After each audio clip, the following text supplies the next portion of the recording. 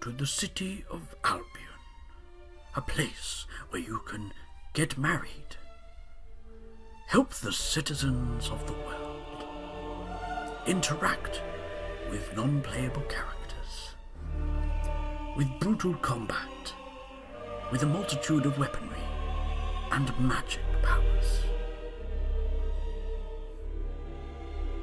And also, you can fart in people's faces.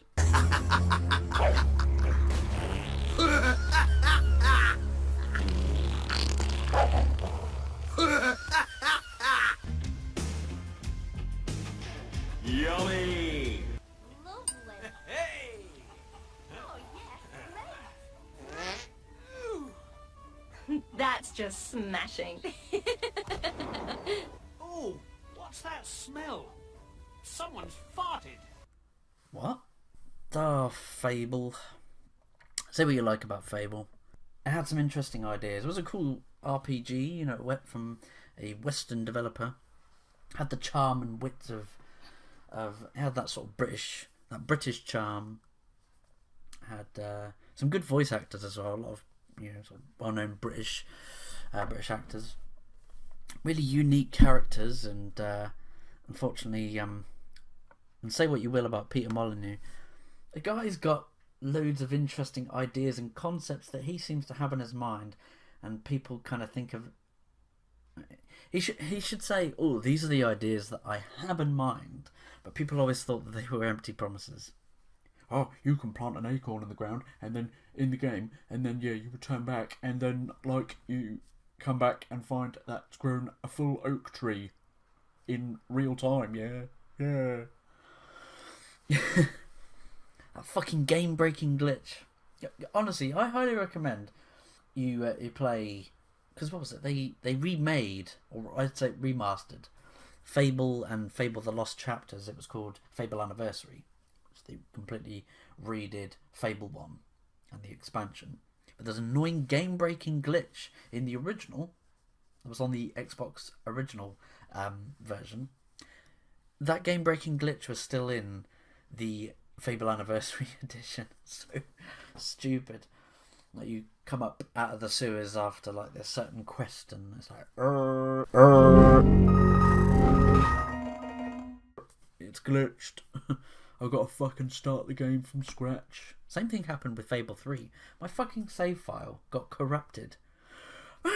So I need to come back and play Fable 3 again. But, and what was it? There was some other game. There was Fable The Journey, which was a Kinect-only on-rails game in which you just stand in front of your television going like that. And yeah, that was a bit shit. And then for the Xbox One exclusive, they were working on Lionhead Studios. They were working on a new game called Fable Legends. And again, they didn't listen to the fans of what fans adored about the Fable franchise. Instead, they went, "Yeah, we're going to do this multiplayer 4 versus 1 type game." Yeah. In which you have 4 players, they play as different hero classes against, which is like a third-person hack and slash, and then you play as the person on the evil side. It plays like a real-time strategy game in which you play like this overlord and you command your minions. And that's not what Fable is. Now, I get if they were trying to do something different, that would have worked as an extra mode or something. But to make an entire game out of that, and then that's when Microsoft then went and canned that, and then Lionhead Studios shut down. Apparently, Playground Games, the studio that makes the Forza Horizon games. So interesting. I saw this article and they were like, "Oh, what makes Fable great? What would you like to see in a Fable game?" And they sort of moved further down the line. Like Fable 3 was set in the sort of Victorian-esque Industrial Revolution steampunk time, and it was cool. The trailers were misleading though. It goes, playing in the trailer it was like you thought you were going to be part of this revolution. But I saw my wife complete, back when Fable 3 first came out, and she played it, and yeah, the game is like you become king eventually. Sorry, spoilers. Come on, it was like 2011. Like, I'm sure you've played Fable 3 by now. You become king, and then there's this evil dark presence is approaching, and you have to make a king. You have to make choices as the king, which are either good or bad choices, that affect. You need to make sure that you have enough money, and that's the thing. Like, if you're playing it first hand. If you're playing it the first time, you don't realise that you need to save up money for the war effort against this evil dark presence is coming. And you end up, screwing yourself over if you haven't got enough money. Oh, shit. So there's talks with it being a reboot, so it'd be going back in the timeline. So, like, hopefully, like, I was talking with my wife about this, like, what would be a good time in the sort of Fable timeline would be without sort of being constrained by the narrative baggage that the trilogy set up. So going back in time, like before the Heroes Guild was established, would be a really cool time. Like Fable 2, I really enjoyed Fable 2 and 3. You had a dog, and in Fable 3 you could change the dog breed. I think there was like I think they were in treasure chests. You could find different breeds, and you could change what your dog breed was, and the dog would act like a real dog. It was really cool. Like, they would bounce about, and you could play with it and throw a ball, or you could scorn it and really tell it off. But it felt real, and it would run alongside you if you were running along a pathway, and the dog would be running alongside you, and it'd be zigging and zagging and trying to run alongside you, and it'd be looking up at you like that. It felt real. It felt alive. And I liked in Fable 2 that the crowd would react at you. You'd start doing, because you could do emotes, and in Fable, I think it was in Fable 2, you could elongate the emote. It had like a bar, and inside that bar it would go smaller and smaller the longer you would do the emote for.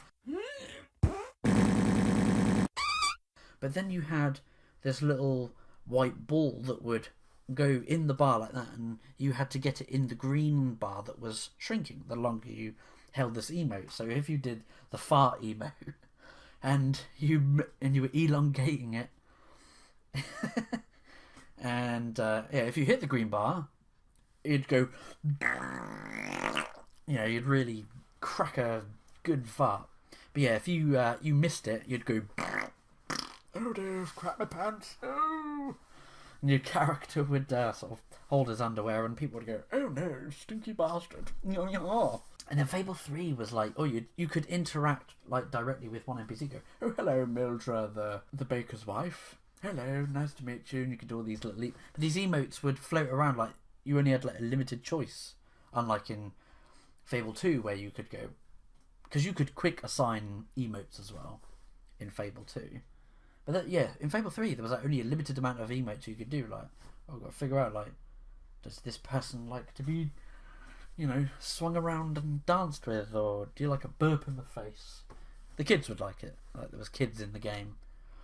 But yeah, it felt like your choices matter. If you were like an evil character, and you made evil choices, the cities would be burning, and bandits would have overrun these towns. So it really felt that your choices really affected the outcome of the world. It affected the world. Yeah, I'd say don't shoehorn in multiplayer in this new game. Some people were saying about the combat needs reworking, and it'd be cool to like combine spells and combine them in with like weapon attacks. So you could like lodge a axe into someone's. Like, I'm trying to think a bit like Assassin's Creed. Assassin's Creed 2 was cool, and sort of those other like the Ezio sequels. Like that combat, you could you could counter, or you could, depending on which weapon and sub weapon that you had equipped, and you could like stab someone and then hold them as a human shield and throw a knife at someone else and then continue the combo, and you could really rack up some really cool combos and kills and this kill streak. So that'd be really cool, sort of, you know, whacking someone, getting the axe stuck in their stomach and then going shooting some lightning at someone else or a fireball, and then pulling your gun out and then pulling the axe out and whacking someone as you pull it out, like that. Dagger out, into someone's leg. Ah, my leg. And then get your sword out and fucking hack their head off. Yeah, make the combat a bit more, rather than just spamming the X. Like, dead, dead. The magic was pretty cool. You had your sort of traditional elemental attacks, and you had you could spam the shit out of the time. Especially in the first one, spam the hell out of the time spawn. If you didn't pick the time warp or the sort of stop time ability, it completely, well, not broke the game, but it made it a hell of a lot easier. You just go, oh, I'm stuck on this boss. Well, fuck you, slow down time. Oh, you practically stood still. You just fuck them up. It's saying about Peter Molyneux's pitch. Fable story hinted at a dramatic time before Fable 1, when the guild was founded. So yeah, like I was saying, it'd be really cool if they went back before this guild, the Heroes Guild, was established and founded. It would be a perfect setting for Fable 4. The land of Albion would be a much more primitive, the magic much more attuned to nature. Oh, that'd be really cool, yeah. Like getting, like, summoning trees and to hold your enemies. Like these trees to come alive and go and holding people. That'd be much more interactive within combat. That'd be really cool. Or having vines or something wrapped around people's feet and arms and sort of holding them. You have more control over the battlefield when you're fighting. The combat much more brutal. The story would follow the founding members of the Heroes Guild, why it was set up. So like what was this evil presence that caused the Heroes Guild to be created? I mean, the combat was already quite brutal, especially like some of those finishing moves where you with like a warhammer or something and go as a bandit has fallen to his knees and you just literally cave his head into his shoulders like that. Dead. It's visceral fluid combat system that left permanent scars. Weapons like short swords, long swords, daggers, spears, longbows, crossbows, all having their own combat feel and specialities. Yeah, that'd be cool. Magic system should be revamped with an ability to craft your own unique system. Having a familiar of your choice, a bird, cat, dog, or a goldfish. Well, I don't know why a hero would be going around with a goldfish bowl. And then electrocute it as it splashes all over someone. And your little goldfish is just flapping out. Oh, sorry, Chief Brody. I'll pick you back up. Which assists you with magic and bonds with you. So yeah, like, what is that? Peter Molyneux's pitch was he wants a goldfish to be. Come on, Chief Brody. A whole new creature bestiary of opponents to fight with hordes of small creatures to god-sized giants and of course dragons.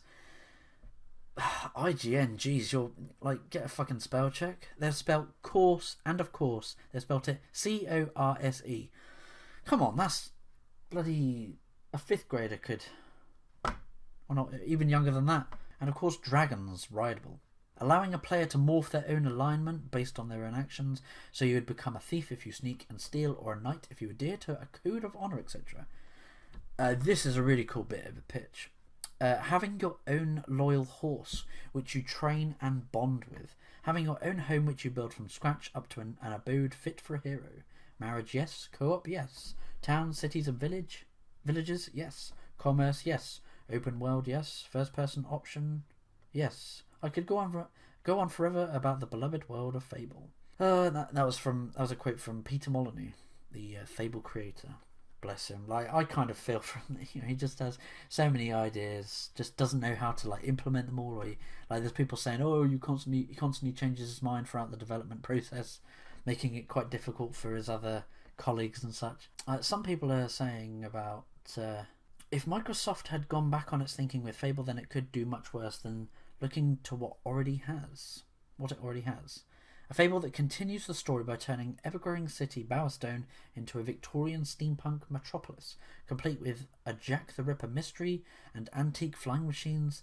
Sounds just about perfect to me. If Playground wanted to be really cool guys, they could try to bring back the guys who actually had the idea in the first place too. People would feel like, oh, is this a Fable 3.0? Some people are saying, pull from modern classics. To wipe the slate clean, bring us back a pre-Fable 1 Albion, a world still finding its voice, still in search of its mythical identity. Put us in the shoes of a wayward traveller who experiences things for the first time alongside the player. This will be the first core Fable in a post-Skyrim, Witcher 3 and Souls world, Dark Souls. Yeah, Fable 4, it's the Dark Souls of RPGs. Oh my god. And so the stakes are going to be high. So they're saying about the needs to marry a breadth and depth of introducing a revamped combat and magic system that feels modern, keep the uniquely British sense of charm, humour and wit, and finally, I want there to be a sense of scope, grandeur and awe as we explore Albion. Because like the Fable game, like as they progress down the series, it gave the illusion that it was open world, but really it was like zoned in areas that were quite linear. Still a little, like I said, gave the illusion that it was open world, but it was linear paths. Yeah, that'd be really cool. I like Peter Molyneux's idea of having a bond with a horse. That's really cool. As I think like the closest you could interact with your horse companion. Correct me if I'm wrong in the comments here. But Shadow of the Colossus had a really nice, especially with the player having a bond. What's it? The horse's name, Aggro, in Shadow of Colossus. I think it was Aggro. You could call him over, and when he'd stand next to you, the movement was all motion captured. And for a PS2 game, that was, and that's been remastered. Remade, rebuilt from scratch for the PS4. So yeah, that looks really cool. I never completed Shadow of the Colossus. Damn. I mean, Fable could, like, narratively, there's so many different ways of that they could explore like the story. People are saying, find interesting ways to reward players, people who choose a path that balances good and evil in a world that reflects the choices back at me. Was it creating water cooler conversations between players who make different moral choices? There was a meme I saw a while ago. It said something like, when you're playing as an evil character in RPG, but you're doing a good guy quest, and I don't know if it's from some film or like a skit, like an online skit or something. Yeah, I like the idea of a prequel, as a pre-sequel, being sort of between Fable 1 and 2, or even before Fable 1, really. But it needs to go back to that sense of because the Fable games did pull at your heartstrings. Childhood, it was sort of magical. I mean, in Fable 1, when you start off playing as a kid, and you're playing with other kids, and then you hear screams, and you run back to your village, and you found that bandits have completely burnt the village to the ground. They've murdered your family. They've murdered everyone, all the villagers. They've burnt it to the ground. Or in Fable 2, where your sister gets you're two street orphans, and this Earl brings you up to his tower, and he shoots he kills your sister, and then he shoots you, and you fall out of the window. It's quite heartbreaking. I just hear it, and the music as well. Music was fantastic in the Fable games. I mean, when you hear in the second one with the music box. Yeah, a lot of these journalists are mentioning, it should take a page out of the book of Zelda Breath of the Wild. Yeah. So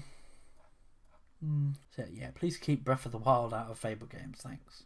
No microtransactions, please. It'd be cool to have like a pup, like have a dog or a pet as like a puppy or a kitten, starting off as, and that you have to look after, and they grow up as your hero grows as well. Or maybe you could do it on next gen consoles, yeah, like do like, oh, you plant an acorn and then a tree grows where like in real time, yeah. Someone in the comment section saying something about the emote system in 2 and 3 were quite basic,